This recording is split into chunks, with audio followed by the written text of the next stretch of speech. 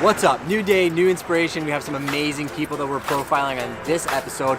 We actually have 3 different people. We're at the Growing Chefs headquarters on King Street, and we're here for the pizza night. We have 2 chefs. We have Justin Wolfe, we have Paul Harding that are featured here, and I managed to steal Andrew to sit down and talk about what Growing Chefs is doing in and around London, Ontario. This is an episode not to be missed. They are doing big things that could save you and your kids' life when it comes to healthy food. Stay tuned, this is going to be one of the best ones I think we've ever done.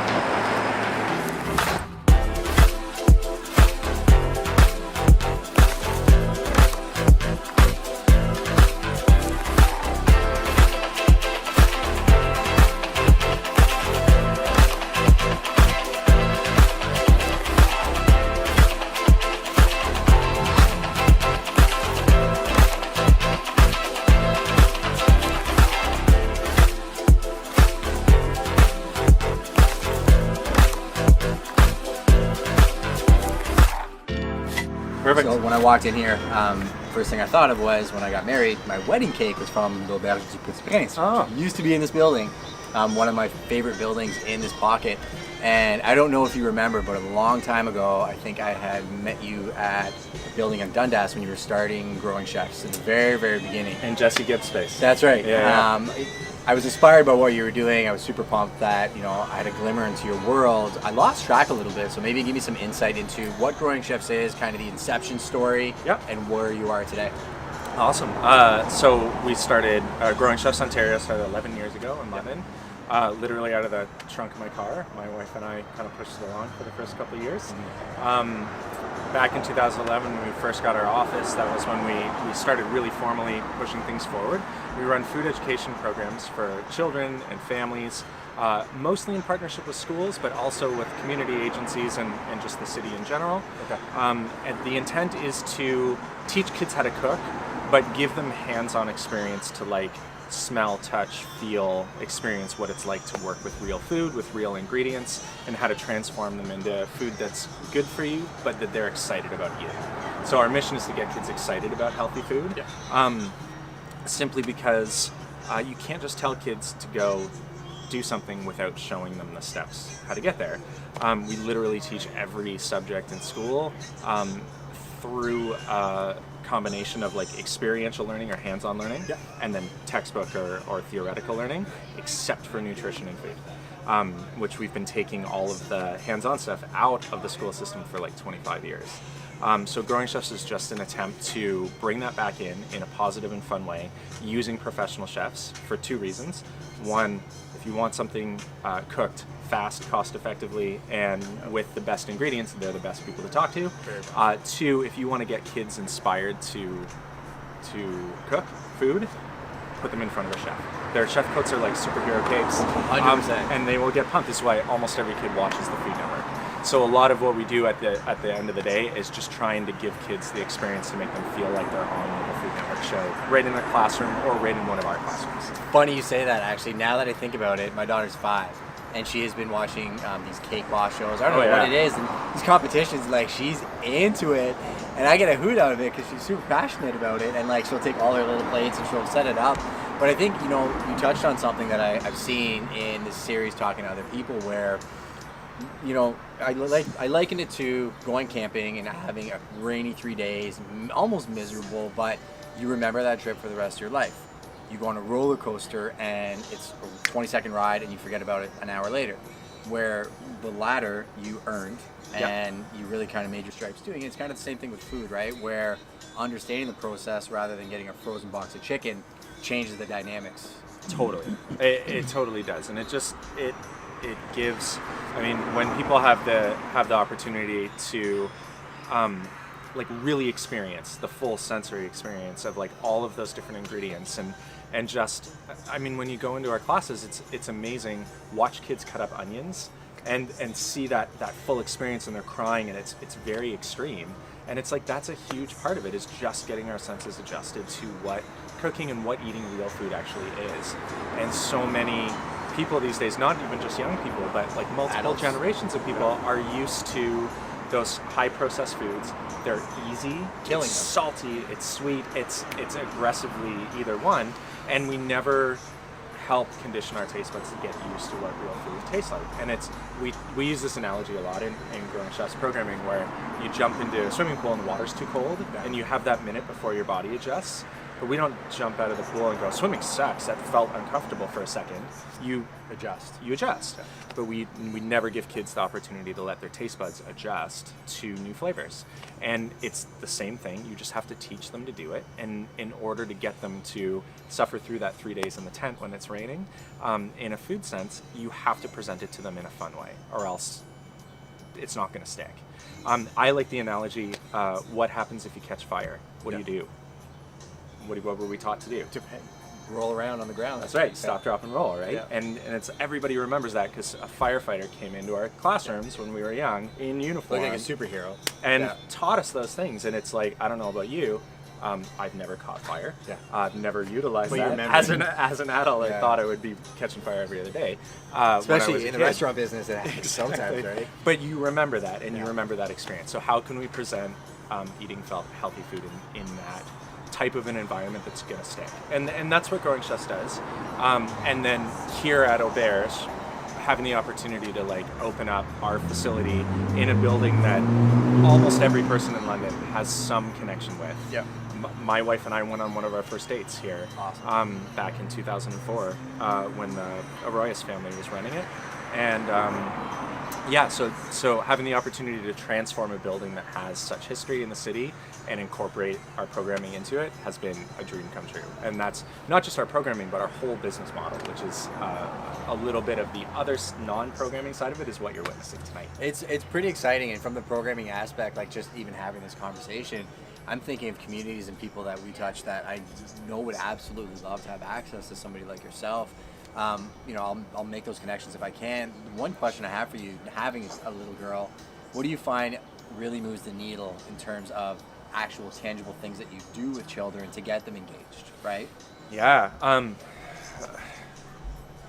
Repetition. Yeah.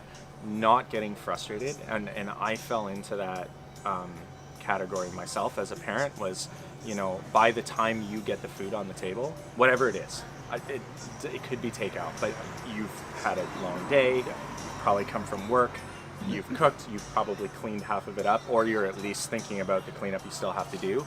You've got all of these things, and then you sit down at the table and your kids go, I don't like it. Even it could be their favorite thing, they ate it 20 times yesterday. But they're kids. I don't like it. And what does that do for you? Yeah. Well, it's frustrating, right? Let alone, they haven't even cooked with you yet. You're just trying to get them to eat.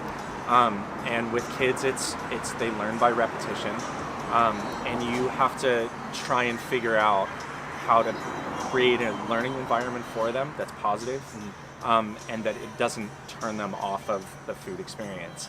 And this is what I do for a living, and I found myself at home getting frustrated with my kids, trying to do things that I had infinite patience when I'm here doing it with kids I don't know. So that's a huge thing if you want to see a difference in your own kids, how and where can you get them involved? And that doesn't mean you have to run a full cooking program in your kitchen and be cleaning ingredients off the ceiling, because that will happen. It could be involving them in meal planning, shopping, preparation of any kind. It could be setting the table, it could be serving the food. It can be as simple as them choosing the food from a family style dish and choosing what makes it onto their plate, encouraging them positively to continue trying new things, encouraging them to be okay if they taste something they don't like, and not being frustrated. And it's super challenging.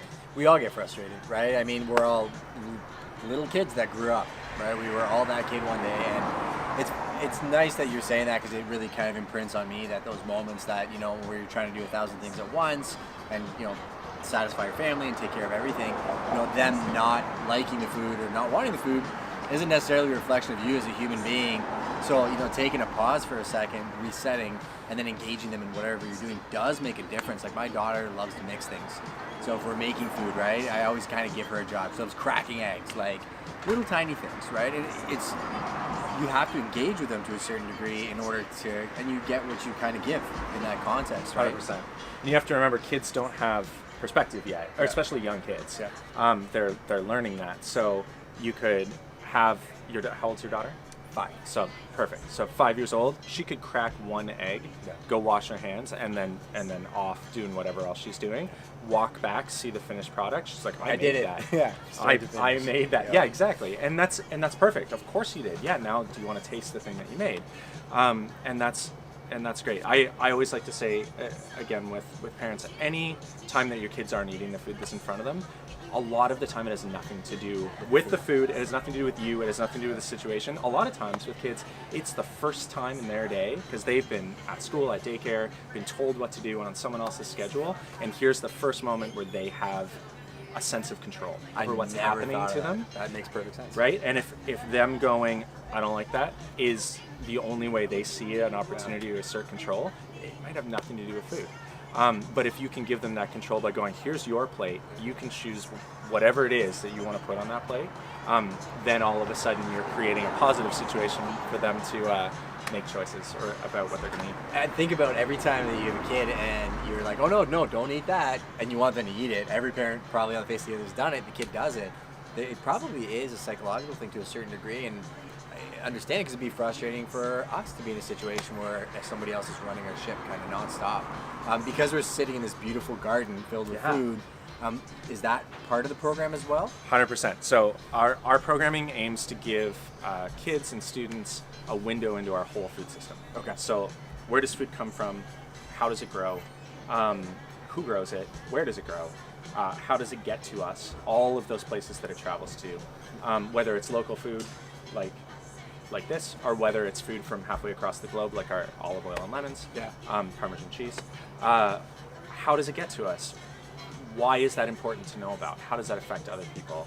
How is it distributed? How is it sold? How do we buy it? How does it get into our cupboard so that we can prepare it? And then even waste management, like where does it go when you dump it in the garbage, or what's the difference between garbage and compost, et cetera, et cetera. Food is such a crazy important driver of our economy, of our social structure, of our environmental footprint. It literally shapes our communities, especially here in London, where we're like, Google Map London, Ontario, scroll back. We are an island in a sea of some of the most fertile farmland Class A. I in the always world. say that, actually. Like, we have more Class A agricultural land than almost anywhere in the world, right? And yet people are, generally speaking, super disconnected from thinking about where their food comes from. Yet at the same time, we have a report 2 weeks ago from the World Health Organization coming out going, we are less than 20 years from a full global food system collapse, and how we will produce food and get it to everywhere on the globe that it needs to be for people to have enough food is a giant question mark. And many of us are just not thinking about that at all. Yet, through the food that we choose, that we put on our plates every day, we shape how our entire retail market works. Subsidies, everything. We right? shape how farmers, what they plant, where their food's going to go. By connecting with our food choices, we have the power to reduce our environmental footprint, if that's something we're interested in, support our community social structure, our community, our local economy. We have the power to support good food practices in terms of making sure that the people that produce that food are paid an equitable wage, ethically, depending on wherever they are in the world. Like, there's so much power we have through our food choices, and so often all people think of when it comes to food is, do I like that, and how much does it cost? We were waiting for the next season of Stranger Things, right? Like, that's part of the problem. So, I mean, for you guys watching this, I think you should take a cue from this conversation and get more involved. If I was going to send these people somewhere to just see what you're doing, just get introduced to you guys, whether it be an Instagram page, Facebook, website, how do they find Growing Chefs, and how do they come to an amazing event like this? Facebook, Growing Chefs ON. Instagram is Growing Chefs Ontario. Okay. GrowingChefsOntario.ca is our website, or you can come into 460 King Street, Growing Chefs headquarters. Awesome. Check out what we're doing anytime. Open invitation to the community. If we're here, we'd love to show you around. There's a pretty good chance that there'll be a school visiting and we'll have lots of kids cooking, or we'll be having a revenue generation event like tonight. So tonight we've got two of the best chefs in the city. The bomb. Justin Wolfe, Wolfpack in the house.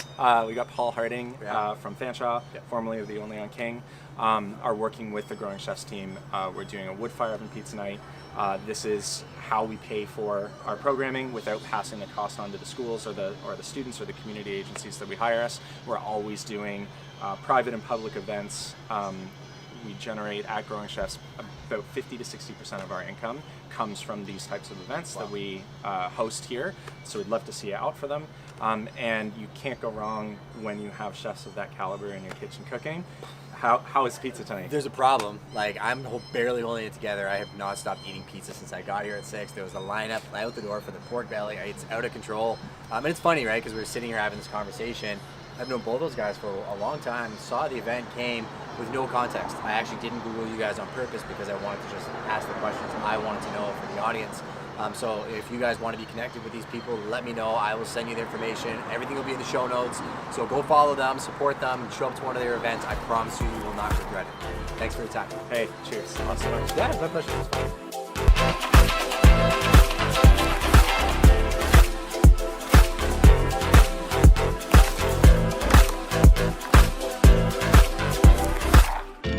I should probably introduce this guy, Paul. How are you? Paul used to run the Only on King, one of my favorite restaurants in London. We're still friends, even though he decided to move on to bigger and better things. It's actually his Instagram channel that I saw the posting for this event on. Shot him a DM, said, "You're gonna come out, bring the team out, and enjoy some food." So we're here. So what made you link up with Growing Chefs London? Growing Chefs have been a part of since the beginning, going into classrooms, having children of my own now. That's just like I remember doing it as a school child. It's just been a really important part of growing up for me and getting connected with food. Yeah. I remembered it. I'm like, Andrew started the Growing Chefs. I'm like, oh, it's a fantastic idea. Let me know how we can help. Yeah. Obviously, you try to donate as much time as you can. Yeah. You know, it's not, no one has enough time to help out, but this is a no-brainer because it's pizza, volunteer, no problem. It's always great. How have you seen it impact your own family? Oh, 100%. Yeah. It's great. I went into my wife's classroom a couple times. My brother-in-law is a teacher as well, went into his classroom. So, and you see them connect with food right away, and it's just they're hungry, right? They're hungry. They're hungry for kids, knowledge. they wanna know. They're hungry for what tastes good. Like they've never had certain vegetables, and even vinaigrette, right? Something as simple as a vinaigrette, and they just so it's really fun to see that connection. Seeing how it was made and understanding why they're using it. Exactly. What's your favorite kind of pizza? You can make any pizza. Somebody can make you Cheese pizza. just basic cheese. Kevin McAllister. It's just a really good. You can tell about the crust. You can tell about the sauce. You can tell about the good quality of the cheese. So it's just a good kind of like a 100-yard dash of the pizzas. But like anything, it's good.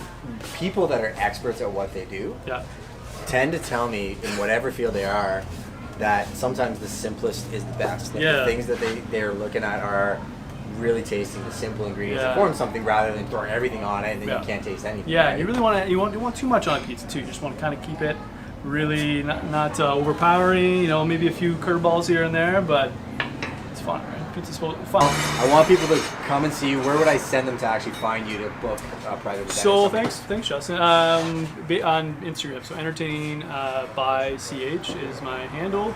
It's just kind of like small events from 8 to 30 people.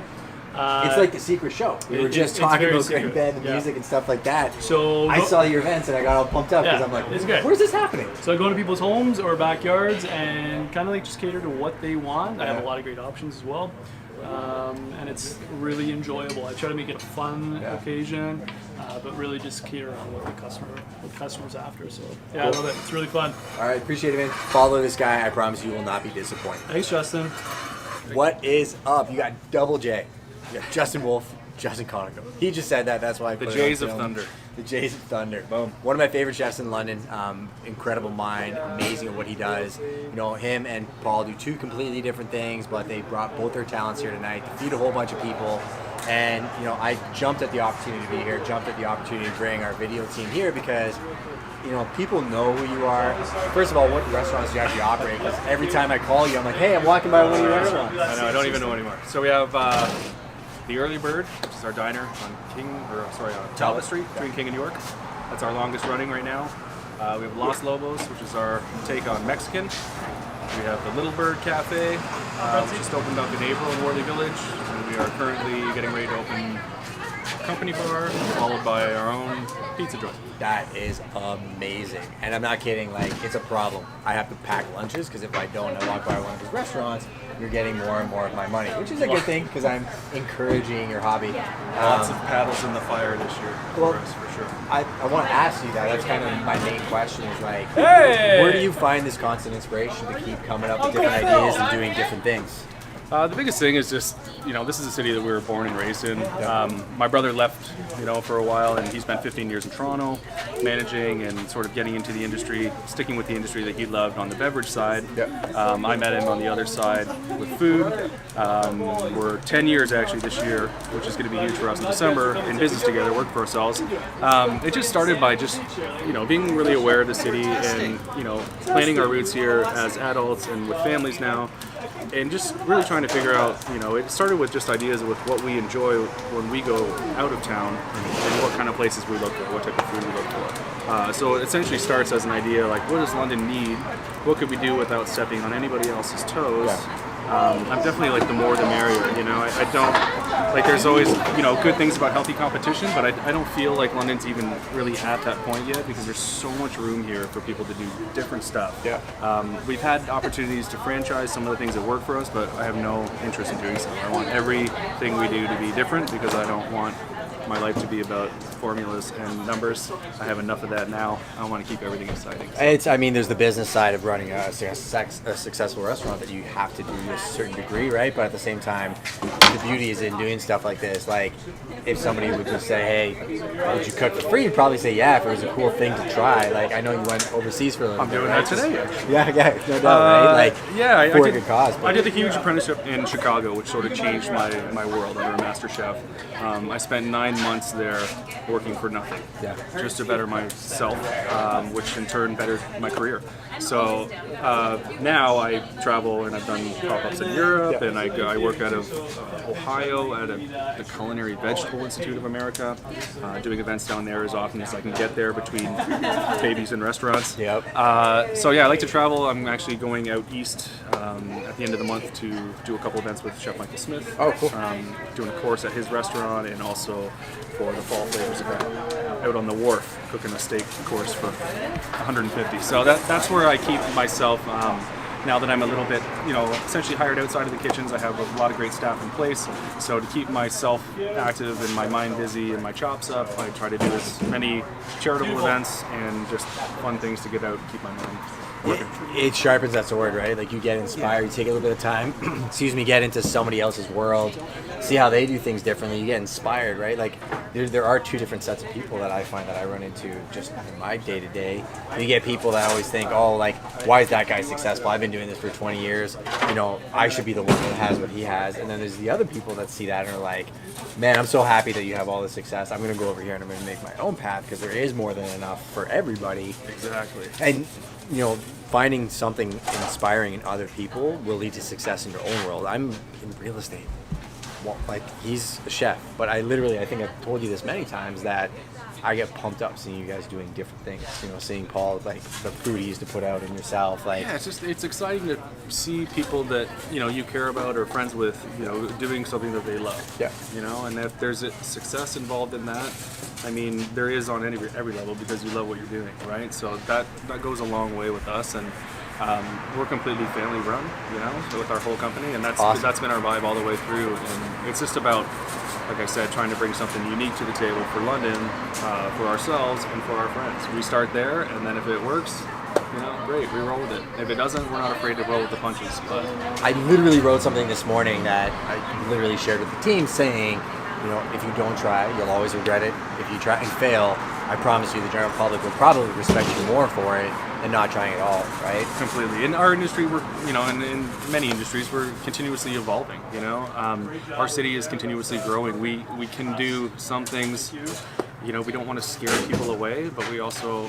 want people to realize that there's so much more out there, So it's a fine line in London trying to, to walk that, which is why we're trying to do something different every time. So, different is better than better sometimes, I say. Some people might love it, some people might hate it, but, we're having fun doing it, so that's all it counts. If you're anywhere in London, turn to your left, you'll probably find a restaurant, you walk into it and you can see Justin. But if I was going to send them somewhere just to see generally what you guys are doing, is there like a website or a profile or something I can send these people to? Oh geez, we're all kind of separate right now. We're in the middle of sort of grouping our company all into one umbrella. Right now, I Check would out the say Little my- Bird. That's what I was Yeah, gonna Little say, Bird's our right? little hotspot in the morning. Los Lobos is my place where I want to go at night. So we're kind of have the best of both worlds happening. Something for everybody's mood. And treat the staff really, really well. Because if you go to Los Lobos, they might tell you some secrets about Yes. stuff that's off menu and whatnot too. Exactly. Appreciate your time, man. Thanks, man. Keep killing it. Appreciate it. Cheers.